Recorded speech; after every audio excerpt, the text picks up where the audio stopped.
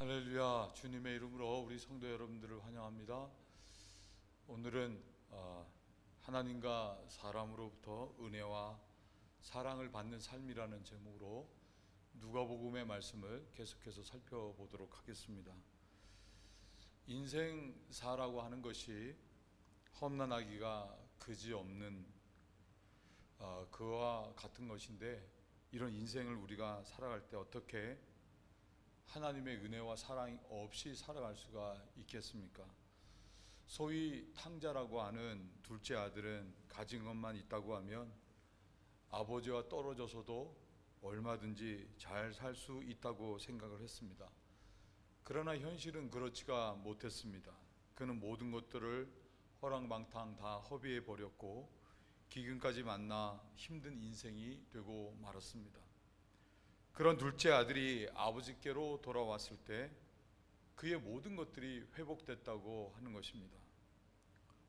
이는 어느 인생이든지 아버지 안에 있을 때 부족함이 없는 은혜와 사랑을 누릴 수 있다고 하는 것을 의미하는 것입니다. 첫째 아들이 또 우리들에게 보여주는 건 역시 하나님의 은혜와 사랑입니다. 첫째 아들은 아버지의 은혜와 사랑 안에 있는 아들이었습니다. 그럼에도 불구하고 그는 그 모든 것들이 아버지와 그 은혜와 사랑이라는 것을 깨닫지 못했기 때문에 정작 그는 은혜와 사랑 안에 있으면서도 전혀 행복하지가 않았다고 하는 것입니다. 인생은 누구나 하나님으로부터 은혜와 사랑을 받으며 살 수 있을 때, 또 살아가는 모든 것들이 다 하나님의 은혜임을 알 때 또 은혜와 사랑을 받고 행복을 누릴 수 있게 되는 것입니다. 오늘 본문의 말씀을 보게 되면 예수님께서는 하나님의 은혜가 그 위에 있고, 그리고 자라가면서 하나님과 사람들에게 사랑을 받으셨다고 말씀합니다. 그런 것과 같이 오늘 우리는 예수님의 모습에서 우리들이 어떻게 우리의 인생이, 우리의 삶이 하나님의 은혜가 머무는 삶을 살 수 있는가, 그리고 우리가 하나님으로부터 사랑받고 또 사람들로부터도 사랑받는 그런 삶을 살아갈 수 있을까 하는 그 비밀에 대한 말씀이 예수님에게 있습니다. 첫째는 우리들도 예수님과 같이 마음속에 구속의 은혜의 흔적을 가질 수 있어야 한다는 것입니다. 오늘 본문 누가복음 2장 21절은 이렇게 말씀합니다. 할례할 8일이 되매 그 이름을 예수라 하니 곧 수태하기 전에 천사의 일컬음 바로라. 예수님께서 나신 지 8일 됐을 때 율법에 명한 대로 예수님은 할례를 받으셨다고 하는 것입니다. 여러분, 할례의 유래를 아십니다. 전능하신 하나님께서 아무것도 할 수 없는 99세의 아브라함에게 나타나셔서는 자신을 전능하신 하나님이라고 소개하시면서 약속을 해주십니다. 내가 너를 열국의 아비가 되게 해주겠다. 너를 번성케 하고 너희 후손으로 말미암아 열왕이 나올 것이라고 하시고, 지금 있는 그 땅 가나안 땅을 영원한 기업으로 너와 내 후손에게 주시겠다, 이렇게 말씀하셨습니다. 99세의 아브라함은 아무것도 할 수 없지요. 그러나 하나님은 전능하신 하나님이십니다. 이 모든 것들을 은혜로 베풀어 주시겠다고 하시는 것입니다. 그런데 한 가지 조건이 있습니다. 이런 하나님과 아브라함 사이에 맺어진 이 약속, 이것이 성립되어지고 이루어지기 위해서는 아브라함을 비롯해서 아브라함 집안에 있는 모든 사람들이 양피를 제거하는 할례를 받아야 했다고 하는 것입니다. 할례가 하나님과 아브라함 사이에 이루어진 약속의 증거라고 하는 것입니다. 할례를 받지 않게 되면 이런 하나님의 약속에서 제외된 하나님의 백성이 아니라고 말씀을 하십니다. 그러므로 아브라함은 99세라고 하는 나이에 양피를 베고 할례를 행하고 집안에 있는 모든 남자들에게도 할례를 행하게 됩니다. 그러므로 그들은 하나님으로부터 모든 것들을 복주시고 책임져 주시는 하나님의 선택받은 백성이 됐고, 삶이 그런 하나님의 은혜를 받았다고 하는 것입니다. 예수님께서도 그런 할례를 받으셨다는 것입니다. 오늘 우리들도 마찬가지입니다. 우리들이 전능하신 그 하나님께서 아브라함에게 약속해 주셨던 그것을 우리 삶이 그대로 하나님의 은혜 받고 사랑받는 그런 삶을 살아가려고 하면 우리들 역시도 할례를 받아야 되는 것입니다. 그것은 우리 육체에 행하는 할례가 아니라 마음에 행하는 할례입니다. 신명기 10장 15절 16절 여호와께서 오직 내 열조를 기뻐하시고 그들을 사랑하사 그 후손 너희를 만민 중에 택하셨음이 오늘날과 같으니라. 그러므로 너희는 마음의 할례를 행하고 다시는 목을 곧게 하지 말라. 사도 바울도 로마서 2장 28절 29절에서 말씀하기를 대저 표면적인 유대인이 아니요 표면적 육신의 할례가 아니라 오직 이면적 유대인이 유대인이며 할례는 마음에 할지니라, 이렇게 이야기했습니다. 마음의 할례를 받으라는 거예요. 이게 무슨 뜻입니까? 마음의 할례라고 하는 것은 죄인된 나를 구속해 주시기 위해서 나를 대신하여 십자가에 못 박혀 죽으신 예수님의 사건을, 이 복음을 마음에 믿고 성령의 감동으로 마음속에 마치 인을 치듯이 확신을 갖게 되는 것을 가리키는 것입니다.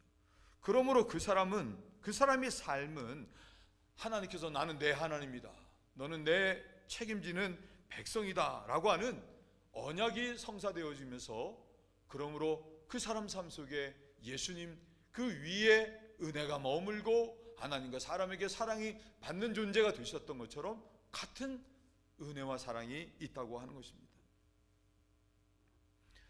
저는 부모님이 전혀 예수님과 상관없는 산골짜기 출신이십니다. 그런 가정에 태어났습니다. 그런 부모님이 제가 초등학생이 되기도 전에 이제 시골에서 서울로 상경을 하셨습니다. 시골에서만 자라셨던 부모님이 서울 도시 생활에 적응하려니까 얼마나 힘드셨겠습니까? 그런 여러 가지 어려움들이 본인들도 어려우셨겠지만 어린 자녀에게도 영향이 그대로 미쳤습니다. 저도 참 힘든 상황이었을 때 하나님께서 제 친구를 통해서 저를 찾아오시고, 그때서부터 저는 부모님 몰래 교회를 출석하게 됐습니다. 그렇게 신앙생활을 했는데 그 아무것도 잘 모르는 상황이었지만 늦게라도 서둘러 예배당에 나와서 하나님 앞에 예배 드릴 때 찬송을 부르면서 또 기도를 하면서 하나님의 성령이 마음을 치유해 주시고 또 긍정의 생각, 믿음의 사람으로 회복시켜 주시는 그런 은혜를 경험하게 됐습니다. 그리고 저를 하나님께서는 사역자로 사용하시기 위해서 신학교 3학년 때 십자가의 예수님을 통해서 하나님께서 나를 얼마나 사랑하시는지 그 사랑을 깨닫게 해주셨습니다. 그때의 성령 체험은 제가 하나님이 저를 사랑하신다고 하는 사랑이 성경에 기록된 문자가 아니라 살아있는 생명의 역사로 제가 경험을 할 수 있었던 것입니다. 저는 그때 마음속에 마치 양피를 제거하듯이 세상과는 단절되고 또 하나님의 사랑의 흔적을 가진 그런 사람이 됐습니다. 사도 바울도 갈라디아서 6장 17절에 말하기를 이후로는 누구든지 나를 괴롭게 말라 내가 내 몸에 예수의 흔적을 가졌노라 라고 했는데, 저 역시도 그 성령 체험을 통해서 하나님이 나를 사랑하시는 그 사랑의 흔적을 가진 사람이 됐다고 하는 것입니다. 저는 지극히 평범한 사람입니다. 남들보다 뛰어난 게 없고 중상 정도 공부도 할 수밖에 없었고 집안이 좋은 사람들도 아니고, 그런데 여기까지 이렇게 살아올 수 있었던 이유는 다른 것이 아닙니다. 단 한 가지, 하나님께서 99세 아브라함에게 나타나서 할 일을 통해서 그 인생을 복되게 하시는 책임을 주신 것과 같이 그런 부족한 저 자신에게도 성령의 은혜를 깨닫고 정말 예수님 나 사랑하신다고 하는 흔적 하나만 가진 것밖에는 없는데, 하나님께서는 그런 저를 자녀 삼아 주시고 이렇게 복된 것으로 책임져 주시는 은혜를 경험하며 살아오게 됐다고 하는 것입니다. 사랑하는 성도 여러분, 세상 사람들은 똑똑한 사람 좋아하고 잘생기고 예쁘고 그런 사람들 좋아합니다. 그리고 집안 배경이 좋고 또 능력 있는 그런 사람들을 선호를 하는 것입니다. 기업들도 그런 사람들을 선택을 합니다. 그런데 성경을 보면 예수님께서는 그런 사람들보다도 예수님은 죄인들의 친구가 되셨습니다.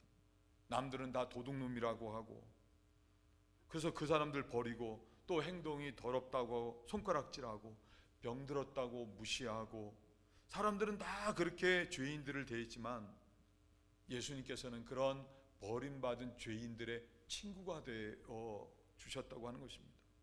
그들의 상처를 싸매어 주시고 함께 하시고, 그리고 이것만 해도 놀라운 사랑이신데 예수님은 그것만이 아니라 그런 죄인들을 위해서 살리시기 위해서 그들이 받아야 할 형벌을 십자가에서 대신 다 담당하신 것입니다. 2019년 4월에 레이크우드 70번 도로 프리웨이에서 텍사스 운송회사 직원인 26 먹은 메데로스라고 하는 사람이 큰 컨테이너 트럭을 운전을 하는데 브레이크가 고장이 나서 스탑이 되지 않는 바람에 앞차를 서너 대를 다 충돌을 했습니다. 이 사고로 인해서 차량에 불이 붙었고 그것 때문에 안타까운 4명의 사람이 목숨을 잃게 됐습니다. 얼마 전 콜로라도 법원에서 바로 이 메데로스라고 하는 사람에 대해서 선고가 있었는데 110년이라고 하는 종신형을 선고를 했습니다. 26 먹은 젊은 청년이 평생을 감옥에 살다가 감옥에서 생을 마쳐야 하는 상황이 된 것입니다. 법원에서 110년을 선고하는 순간 이 메데로스 청년은 그 자리에서 울음을 터뜨리면서 선처를 요구를 했습니다. 여러분들은 다 착하고 또 성실하시고 열심히 살아오셨기 때문에 법 앞에 법원에 가서 법의 심판을 이렇게 기다리고 판결을 받고 또 감옥에 갇히거나 사형을 언도받았다고 하는 게 이게 얼마나 두려운 일인지를 상상할 수가 없습니다. 당해본 사람이 아니면 그게 얼마나 떨리는 일인가를 모릅니다. 그런 우리들을 다 죄인이지요. 예수님께서는 우리를 사랑하셔서 대신 형벌을 당하신 것입니다. 채찍도 맞으셨고 또 말로 표현할 수 없는 그 고통스러운 십자가의 죽음을 죽으신 것입니다. 여러분들이 정말로 진정으로 정말 예수님 나를 위해서 죽으신 십자가를 가만히 주목하실 수 있다고 하면 여러분 그 십자가의 모습에서 예수님이 나를 얼마나 사랑하시는지 성령님께서 그 사랑을 깨닫게 하시는 은혜를 경험하게 되는 것입니다. 그리고 영원히 그 어떤 것으로도 지워질 수 없는 사랑의 흔적을 성령님께서 가슴에 새겨주시게 되고, 그러므로 우리들의 인생이 언제나 그 성령의 확증해 주신 사건을 통해서 하나님과 아브라함에게 이루어졌던 그 약속과 같은 똑같은 언약이 우리 삶에도 이루어져서 우리들 역시도 하나님의 은혜가 머무는 인생, 하나님과 그리고 사람으로부터도 사랑을 받는 복된 인생이 되는 것입니다. 여러분들 모두가 할례를 받으신 예수님과 같이 이제는 육신의 할례가 아니라 성령께서 복음을 은혜를 깨닫게 하시고 여러분 마음속에 성령의 할례를 받으시는, 그래서 예수님의 사랑의 흔적을 갖고 살아가시는 복된 성도들 되시길 예수님 이름으로 축원을 드립니다. 두 번째, 우리들도 예수님 같이 거룩하게 내 자신을 구별해서 주님께 드릴 수 있어야 합니다. 오늘 누가복음 2장 22절 24절에서 이렇게 말씀합니다. 모세의 법대로 결례의 날이 참에 아기를 데리고 예루살렘에 올라가니 이는 주의 율법에 쓴 바 첫 때에 처음 난 남자마다 주의 거룩한 자라 하리라 한 대로 아기를 죽게 드리고, 또 주의 율법에 말씀하신 대로 비둘기 한 쌍이나 혹 어린 망구 둘로 제사하려 함이더라.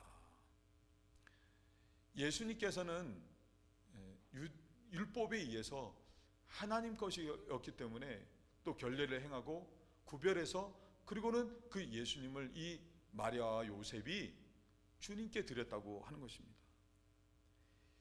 하나님께서는 첫 것은 다 하나님 것이라고 하셨습니다. 그 유래가 출애굽기에 있습니다. 여러분, 우리 다 아시지 않습니까? 이스라엘 백성들이 애굽에서 430년 동안이라고 오랜 세월 동안 노예 생활을 했죠. 그 부르짖음을 들으시고 하나님께서 모세를 통해서 이스라엘 백성들을 자유케 하시는데, 그 과정에 10번의 애굽의 재앙을 내립니다. 물이 피가 되게 하고, 우박의 재앙도 있고, 메뚜기 재앙도 있고, 어둠의 재앙도 있고. 근데 10번째 재앙은 애굽의 첫 것이라고 하는 첫 것은 다 죽는 것입니다. 첫 아들, 사람도 죽고 짐승도 첫 것은 다 죽는 것입니다. 성경의 말씀에 의하면 그때 이 재앙으로 인해서 애굽에는 모든 사람들이 고굴 하는 것 때문에 그러한 일이 전혀 이후에도 없을 할 정도로 곡이 심했다고 합니다. 그럼에도 불구하고 이스라엘 집안에는 전혀 그런 첫것이 죽는 재앙이 전혀 임하지가 않았습니다. 그것은 첫것이 죽지 않았기 때문이 아닙니다. 그런 이스라엘 첫것 대신 양이 거기에 맞춰서 죽어서, 그리고 그 죽었다고 하는 증거로 그 피를 문틀에다가 다 발랐을 때 재앙이 왔다가 여기는 이미 죽었구나 해서 그것을 보고 넘어갔기 때문에 재앙이 임하지 않았다고 하는 것입니다. 하나님의 어린 양이 죽어서 이스라엘의 첫 것은 다 산 것이에요. 그래서 하나님께서는 그때부터 말씀하시기를 첫 것은 내 것이다 라고 말씀을 하신 것입니다. 마리아 요셉은 그런 율법을 따라 예수님을 거룩하게 구별하여 주님께 드렸다고 하는 것입니다. 오늘 우리들도 마찬가지입니다. 저와 여러분들이 누구입니까? 하나님께서는 마치 이스라엘 백성들을 양의 피로, 죽은 양의 피로 또 구원을 얻게 하신 것처럼 우리들도 마찬가지로 하나님의 어린 양이신 예수님의 그 십자가의 보혈, 그 피로 값주고 받은 하나님의 것들 아닙니까? 어떤 사람이 항상 그 삶에 하나님의 은혜가 위에 머물고 하나님과 사람으로부터 사랑받는 삶을 살 수 있는가? 그 사람은 내 자신이 하나님의 것임을 알고 나 자신을 거룩하게 구별하여 하나님께 드리는 사람이라고 하는 것입니다. 성경에 여러 사람들이 있습니다. 삼손은 하나님으로부터 쓰임받은 사사입니다. 그가 하나님으로부터 쓰임받게 된 경우가 이렇습니다. 그의 아버지는 마노아인데 그 아내와 사이에 자식이 없었습니다. 자식을 달라고 구했는지 자세한 내용은 없지만 하나님은 이 마노아의 가정을 긍휼히 여기시고 여호와의 사자를 보내서 아들이 있을 거라고 이야기를 합니다. 아내에게 이야기를 먼저 알려주셨어요. 대신 그럼 그 전에 너희는 독주나 포도주나 이런 걸 마시지 않고 더러운 것과 접촉하지 말고, 그리고 그 아이를 낳게 되거든 그 다음에 삭도를 대지 말라고 했습니다. 그 아이는 태에서부터 하나님께 구별되어진 바쳐진 나신인이기 때문이라고 했습니다. 이런 일을 2번 마노아 아내가 경험을 하게 합니다. 확증을 해 주신 거죠. 그리고는 진짜로 이 마노아가 아들을 낳습니다. 그리고는 삼손이라고 한 것입니다. 삼손의 이름의 뜻이 빛의 자녀, 태양의 사람, 그런 뜻입니다. 그런 그 이름 그대로 또 하나님의 사자로부터 들은 말 그대로 이 마노아나 그 아내나 포도주나 독주나 더러운 걸 가까이 하지 않냐고 이 삼손을 어릴 때부터 구별해서 하나님께 드리는 삶을 살았어요. 그랬더니 사사기 13장 24절 25절 말씀 보면 아이가 자라매 여호와께서 그에게 복을 주시더니 소라와 에스더울 사이 마네단에서 여호와의 신이 비로소 그에게 감동하시니라.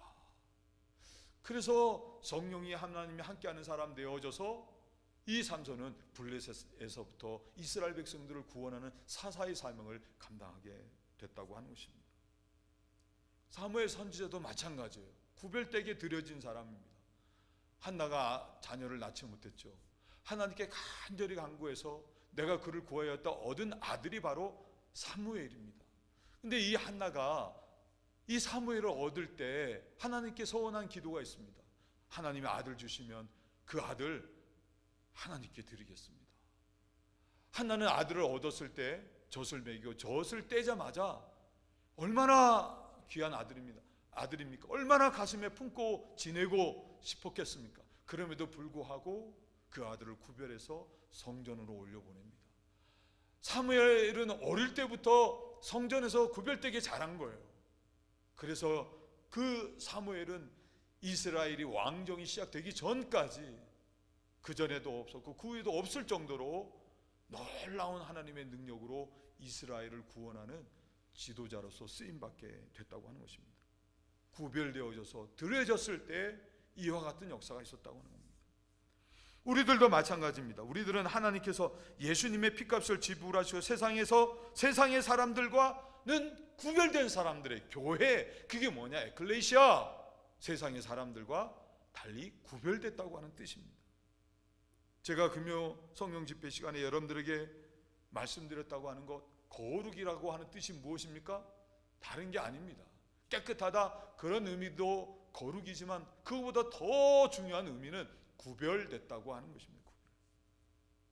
우리들이 내 자신 예수의 피값을 주고 하나님 사신받은 하나님의 것임을 알고 내 자신을 세상의 사람들이나 삶과 구별되어져서 하나님께 드릴 때 그 사람의 삶 속에는 하나님의 은혜가 머물고 하나님의 사랑과 사람들로부터 사랑받는 역사가 있다고 하는 것입니다.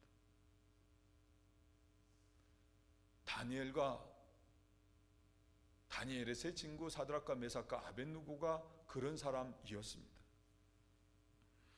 이들은 다 유다가 바벨론에 의해 멸망했을 때 바벨론에 끌려간 이스라엘 자손들입니다. 이들 모든 출신은 왕족이나 귀족이나 대단한 출신들이에요. 재주도 뛰어나고 지식도 있고 학문에 익숙한 그런 사람들이었습니다. 바벨론의 느부갓네살 왕이 이런 어린 소년들에게 바벨론의 학문과 말을 가리키고 3년 뒤에는 자기를 잘 모시는 그런 신하로 쓰기 위해서 특별히 이들을 선출을 했습니다. 최고 대우를 해주는 거예요. 산의 진미로 대우를 해줍니다. 포도주에다가 좋은 음식들로 대접을 해주는 거예요. 그럴 때 다니엘이 뜻을 정합니다. 나는 바벨론 왕이 주는 진미와 그리고 마시는 포도주로 나 자신을 더럽히지 않겠다. 오늘로 이야기하면 바벨론 세상을 가리킨다고 하면 세상에 썩어질 것, 세상의 독주, 세상의 것들로 나 자신을 더럽히지 않겠다. 구별하겠다. 그리고 하나님께 드리겠다. 그리고는 자기를 관리하는 환관장에게 자기들은 채식과 물만 먹겠다고 했습니다. 그래서 환관장이 난리가 난 것이에요. 고기도 먹고 산의 진미 좋은 걸 먹고, 그래서 얼굴이 막 기름지고 막 양 윤기가 흐르고 투실투실하고, 그래야 이 환관장이 야, 잘 훈련시켰구나, 잘 먹였구나, 잘했다, 상을 받을 수 있을 텐데 채식을 먹고 물하고 채식만 먹고 그래서 살이 빠져갖고 헬스케 보이게 되면 잘못 관리한 것으로 책임이 추궁되어질 수도 있지 않습니까? 안 된다. 그럴 때 다니엘이 이야기합니다. 단 10일만 한번 시험을 해보자고. 그래서 10일 동안 채식 먹고 물 마시고 생활했더니 다른 소년들보다도 이들의 얼굴이 윤이 나는 거예요. 밝은 거예요. 그렇게 구별된 삶을 살았다는 거예요. 결국 다니엘은 바벨론 제국만이 아니라 메사, 바사 제국에 이르기까지 그 여러 제국에서 총리로 존귀한 자로 쓰임받는 사람이 되게 됩니다. 다니엘의 세 친구들 역시도 느부갓네살 왕이 금신상 만들라고 절하라고 했을 때 세상 사람들 나팔 소리 따라 다 엎드려서 금신상에 절을 했습니다. 오늘날 그렇지 않습니까? 세상 사람들 다 돈이라고 하는 금신상에 나팔 불면 최고다고 하면 다 무릎 꿇고 절하는 시대 아닙니까? 그럴 때 다니엘의 세 친구들은 그런 금신상에 자기를 드린 게 아닙니다. 하나님께 드렸어요. 그것 때문에 극렬히 타오르는 풀무 가운데 던져지게 됐죠.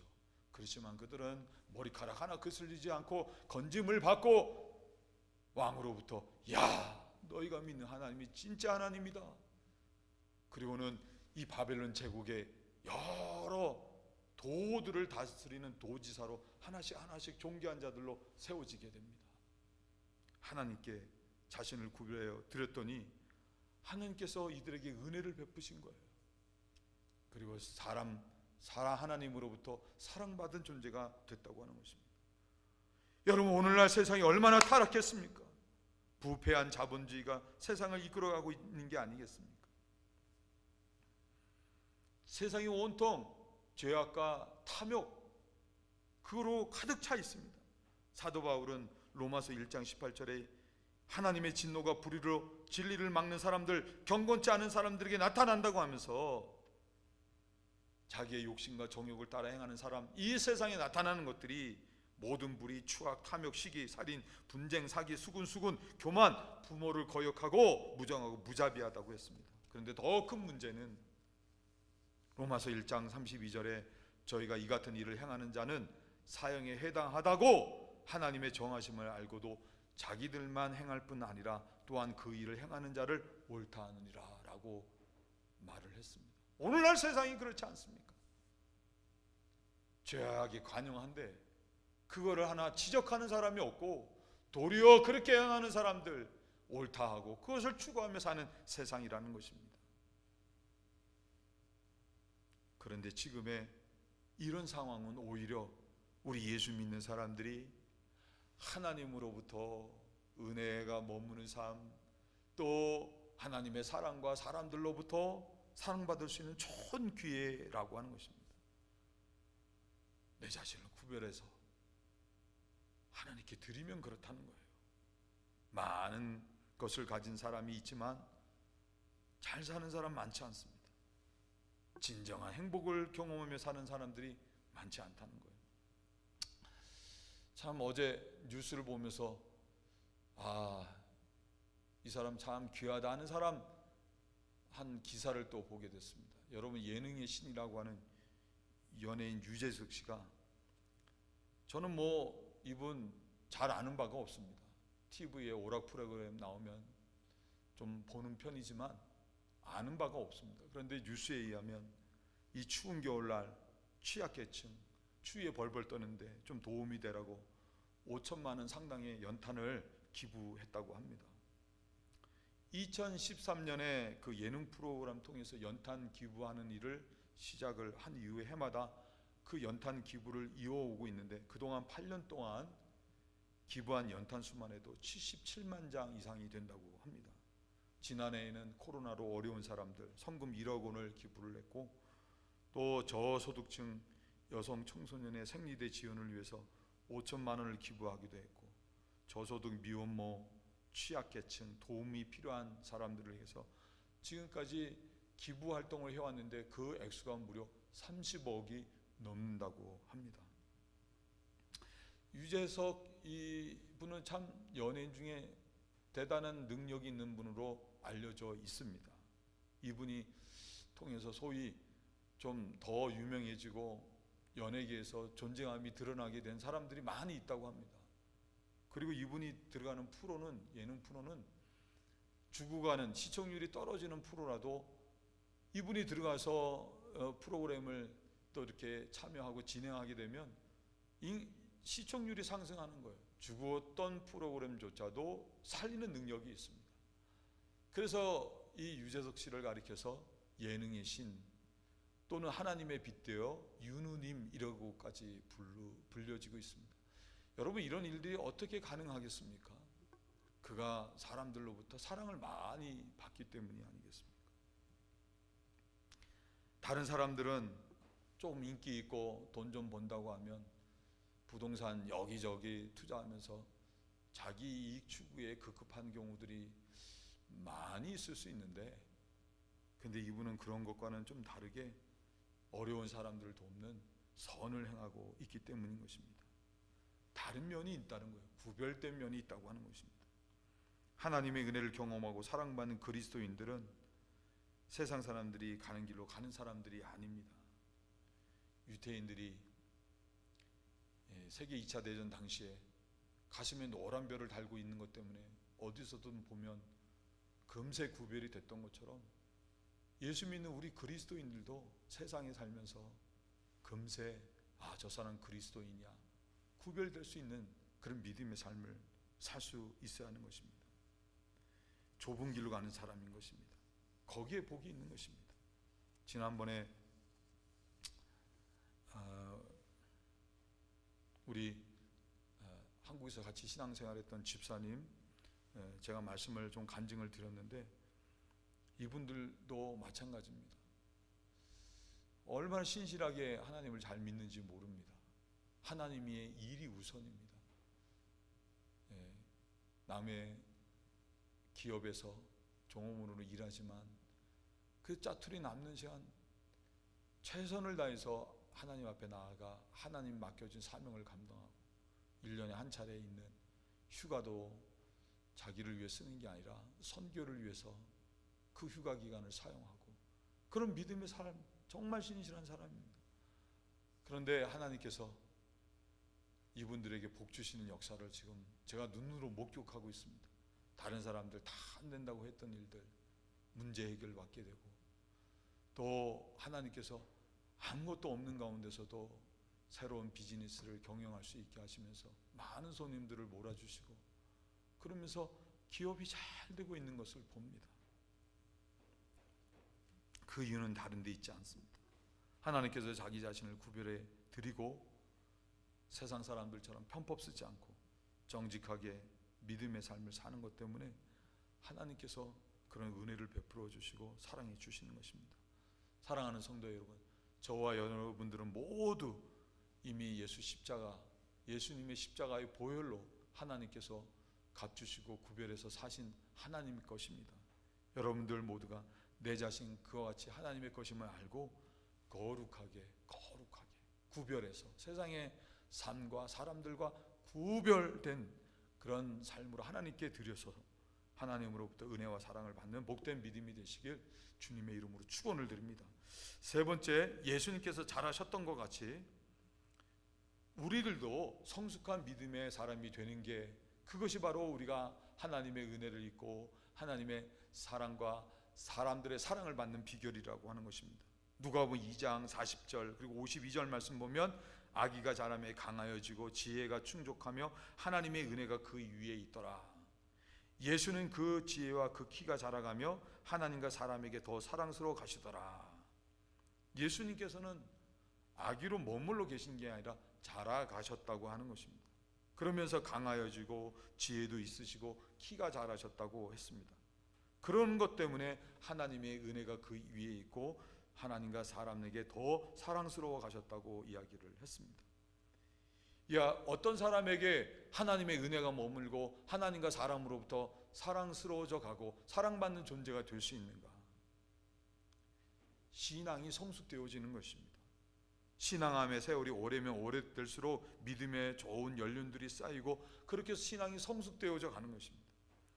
아이가 태어나서 자라야 하는데 자라지 않고 매번 어린아이 상태로 머물러 있다고 하면 그때부터는 근심 걱정거리가 되는 것입니다. 신앙함의 시간이 1년이 되고 5년이 되고 10년이 되고 그렇게 자꾸 세월이 지남에 또 불구하고 함에도 어린아이 신앙이 머물러 있다고 하면 그거는 안 된다고 하는 것입니다. 사도 바울은 에베소 교인들에게 이렇게 편지를 했습니다. 에베소 4장 13절 15절 우리가 다 하나님의 아들을 믿는 것과 아는 일에 하나가 되어 온전한 사람을 이루어 그리스도의 장성한 분량이 충만한 데까지 이르리니 이는 우리가 이제부터 어린아이가 되지 아니하여 사람의 괴술과 간사한 유혹에 빠져 모든 교훈의 풍조에 밀려 요동치 않게 하려 함이라. 오직 사랑 안에서 참된 것을 위하여 범사에 그에게까지 자랄지니 그는 머리니 곧 그리스도라. 여러분, 우리 신앙은 그리스도의 머리 대신 그리스도의 장성한 분량에까지 이르러야 되는 것입니다. 흔히 목사님들이 에스겔서 47장에 나오는 성전 문제방에서 동쪽으로 물이 흘러가서 발목에 재본이 발목에 왔고 그리고 무릎에 왔고 허리에 왔고 또 헤엄할 만큼 됐다고 하는 그 말씀을 통해서 하시는 말씀들이 있습니다. 우리 신앙이 발목 신앙, 다시 교회에 출석하는 그런 정도의 신앙, 거기에서 머물러서는 안 되고 무릎 신앙이 돼야 된다. 무릎 꿇고 기도할 수 있는 신앙, 거기까지 돼야 된다. 거기서도 머물러서도 안 되고 허리 신앙이 돼야 된다. 허리에 앞치마 두르고 봉사하고 섬기고 그렇게 하는 것처럼 주님을 위해서 봉사하고 충성하고 그럴 수 있는 신앙이 돼야 된다는 거예요. 그런데 거기서도 머물러서는 안 되고, 사도 바울은 오늘 그리스도 머리 대신 그리스도의 장성한 분량에까지 성숙되어져야 된다라고 말씀합니다. 거기에 하나님의 은혜가 머물고 하나님의 사랑하심과 사람들의 사랑하심이 있는 것입니다. 예수님이 자라셨을 때 두 가지 특징이 강화가 되고 지혜로우셨다고 합니다. 여러분, 강하다고 하는 게 다른 것이 아닙니다. 사단 마귀가 우리를 공격해 오면 물질수엔 대항할 수 있는 능력이 있는 게 강한 것입니다. 또 반대로 사단 마귀가 우리를 공격해 올 때, 우리를 넘어뜨리려고 할 때 마음의 상처라는가 삶의 공고한 것으로 공격해 오더라도 그것 때문에 좌절하거나 낭망하지 않고 꿋꿋이 다시 일어설 수 있는 믿음, 그게 강하다고 하는 것입니다. 지혜로워야 되는 거예요. 어린아이는 이게 옳은 일인지 그른 일인지 구분을 잘 하지 못합니다. 이게 마귀의 유혹인지 아니면 하나님이 기뻐하시는지 구별을 하지는 못하는 거예요. 지혜가 없기 때문에 그렇습니다. 그러나 신앙이 성숙되게 되면 하나님으로 은혜로 말미암아 지혜로워지는 거예요. 영적 감각이 살아나는 것입니다. 이게 하나님이 기뻐하시는 뜻인지 아니면 하나님이 싫어하시는 일인지 구별해서 하나님의 뜻을 따라 행동할 수 있는 거예요. 거기에서 하나님의 은혜와 사랑이 임하게 된다고 하는 것입니다. 가장 중요한 것은 사도 바울이 에베소서 4장 15절에서 오직 사랑 안에서 참된 것을 하여, 어린아이 같지 말고 오직 사랑 안에서 참된 것을 하여 범사의 그에까지 자랄지니라. 그 머리니 곧 그리스도 예수다. 이렇게 이야기를 했다고 하는 것입니다. 어린아이 신앙은 자기밖에 몰라요. 자기 욕심을 추구합니다. 자기 욕심이 채워지지 않으면 울기나 하고 화를 내기도 하고 짜증을 내기도 하는 거예요. 근데 어른은 그렇지 않아요. 양보할 줄 알고 어린아이 돌볼 줄 알고 참고 인내할 줄 알고 자기를 희생해서 사랑하고 섬길 줄 아는 게 바로 어린아이, 어른이라고 하는 것입니다. 예수님이 그러시지 않았습니까? 우리들도 그러한 사랑을 할 때, 그런 성숙된 신앙의 모습을 보일 때 하나님이 은혜를 부어주시고 하나님도 사랑하시고 사람들도 그런 사람 사랑하는 것 당연한 일이 아니겠습니까? 워싱턴 중앙장로교회, 우리 교회 우리 권사님 자녀도 이 교회 출석하시는데 그 교회 중앙장로교회 담임이신 유흥열 목사님, 이 목사님이 한때는 중국에서 선교사 사역도 하셨다고 합니다. 그랬을 때 이런 경험을 이야기하셨어요. 중국 선교지에서 탈북한 북한 형제들을 섬기셨는데 주님의 눈으로 볼 때 사랑스럽지 않은 그런 사람이 없었고 주님을 필요로 하지 않는 사람 역시 하나도 없었다고 합니다. 그런데 이 사람들이 이상한 거예요.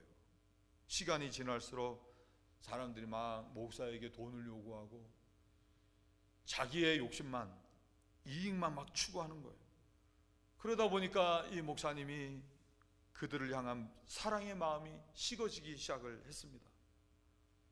어느 정도였냐면 끝내는 그 사람들 얼굴조차도 보기가 싫을 정도가 됐습니다. 내가 이 사역을 계속 해야 되느냐 말아야 되느냐 고민으로 가득할 때 평소에 존경하는 다른 선교사님 집을 방문하게 됐습니다. 근데 집안에 들어섰던 벽에, 그 집안에 들어섰더니 벽에, 현관 벽에 현판을 보고는 가슴이 찔리셨다고 해요. 그러니까 사랑해야지, 그러니까 사랑해야지라는 말이 있었어요.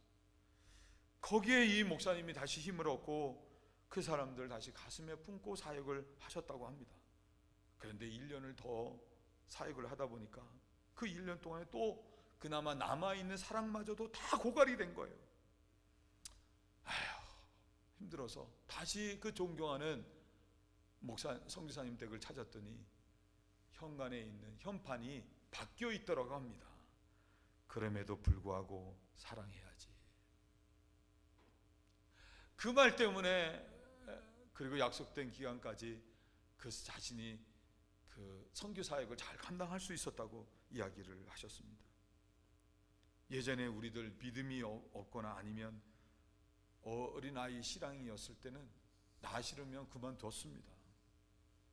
그런데 사도 바울은 우리의 믿음이 그런 어린아이 일 이제는 버리고 모든 일에 사랑으로 행하는 것으로 말미암아 그리스도의 장성한 분량에까지 이르라고 이야기를 했습니다. 여러분, 예수님께서는 우리를 어떻게 사랑을 하셨습니까? 그러니까 사랑해야지, 이게 아니지 않습니까? 그 정도가 아니라 우리가 아직 죄인 되었음에도 불구하고, 다시 말해 그럼에도 불구하고 우리를 사랑하시지 않으셨습니까?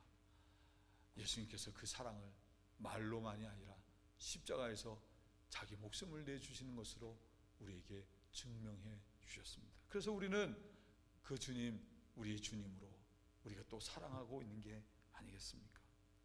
성숙한 그리스도인이라고 하면 어린아이의 모습을 다 버리고 그럼에도 불구하고 라고 하는 이 사랑을 할 수 있어야 하는 것입니다. 이와 같은 성숙된 신앙으로 살아갈 때 그 사람의 신앙의 삶에는 하나님의 은혜가 늘 머물고 하나님과 사람으로부터 사랑받는 모습이 더해지는 놀라운 축복이 있는 줄 믿습니다. 말씀을 정리합니다.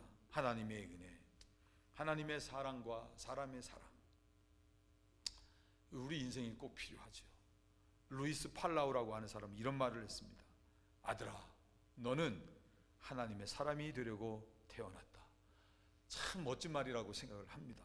우리들 모두가 이 땅에 태어나서 단 한 번의 이 귀한 인생을 사는데 팔라우의 말과 같이 하나님으로부터 은혜받고 사랑받고 사람들로부터도 사랑받는 그런 하나님의 사람의 삶을 살 수 있어야 하지 않겠습니까?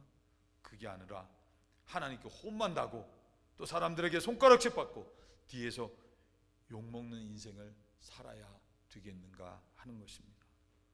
신학자 토마스 오든이라고 하는 사람은 말하기를 은혜가 있어야지만 진리를 알고 죄를 피하고 바르게 행동하고 제대로 기도하고 구원을 갈망하고 신앙생활을 시작하고 믿음을 지킬 수 있다. 은혜는 그리스도인이 하나님의 뜻을 향하여 복을 받는 삶의 원동력이다 라고 이야기를 했습니다. 사랑하는 성도 여러분, 저나 여러분들이나 모두가 삶 가운데 이와 같은 하나님의 사랑, 은혜와 사랑을 받는 믿음의 삶이 되기 위해서 먼저는 예수님의 그 십자가의 사랑이 흔적이 여러분의 마음에 새겨지고 그 소유하고 살아가는 여러분들 되시길 바랍니다. 내 자신 하나님께서 예수의 피로 값주고 사시고 구별하셨다는 사실을 믿으시고 그렇게 구별해서 하나님께 드리는 삶을 사시고 어린아이 신앙에 머무른 안타까운 믿음이 아니라 머리 대신 예수님과 같이 그리스도의 장성한 분량에 이르기까지 믿음이 성숙되어져서 사랑하는 삶을 사심으로 하나님의 은혜가 여러분의 삶 위에 항상 머물러 함께 하시고 하나님과 사람으로부터 사랑이 더해지시는 복된 믿음의 삶 되시길 예수님 이름으로 축원을 드립니다. 기도하겠습니다. 하나님, 우리가 어떻게 하나님의 은혜와 사랑이 없이 인생을 살 수 있겠습니까? 우리들 모두가 예수 십자가의 사랑을 가슴에 새기고 살게 하시고 내 자신을 거룩하게 구별하여 하나님께 드리는 삶을 살게 하시며 어린아이의 신앙이 아니라 그리스도의 장성한 분량에 이르기까지 성숙된 믿음으로 말미암아 하나님을 기쁘시게 해서 하나님의 사랑과 은혜가 항상 머물고 함께하는 복된 인생 되게 하여 주옵소서. 그래서 우리 하나님께 영광되게 도와 주옵소서. 예수님의 이름으로 간절히 기도드렸사옵나이다. 아멘.